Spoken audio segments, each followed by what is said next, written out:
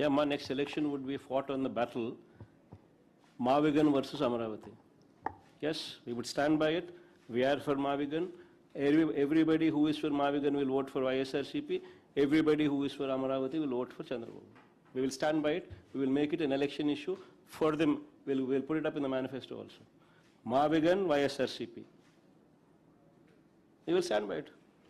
Let's see how people will vote. ఏపీలో ఎప్పటికప్పుడు రాజకీయం వేడెక్కుతుంది. వాటన్నిటికీ తలదన్నెలా బుధవారము ఒక కీలక అంశం రంగంలోకి దిగింది.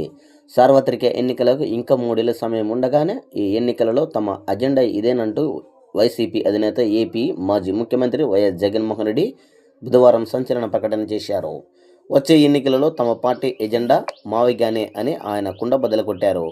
మావిగాన్కు మద్దతు పలికే వారే తమ పార్టీకి ఓటేస్తారని కూడా ఆయన కీలక ప్రకటన చేశారు. వెరసి ఇక రానున్న 3 ఏళ్లంతా మావిగాన్ వర్సెస్ అమరావతి అనే విషయంపైనే ఏపీ రాజకీయం నడుస్తుందని చెప్పాలి.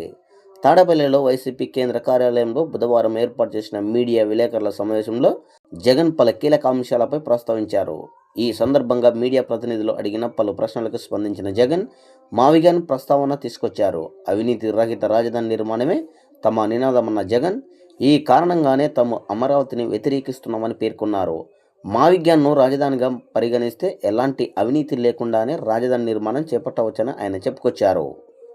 మావిగాన్లో అన్ని రకాల సదుపాయాలు ఉన్నాయని జగన్ మావిగాన్ను రాజధానిగా అభివృద్ధి చేయాలంటే పెద్దగా నిధులు కూడా అవసరం లేదని, మచిలీపట్నంలో పోర్టు, విజయవాడలో అంతర్జాతీయ స్థాయి విమానాశ్రయం, గుంటూరులో వివిధ విద్యాసంస్థలు ఉన్నాయని, ఒక రాజధానికి ఇంతకంటే ఏం కావాలి కూడా అని ప్రశ్నించారు.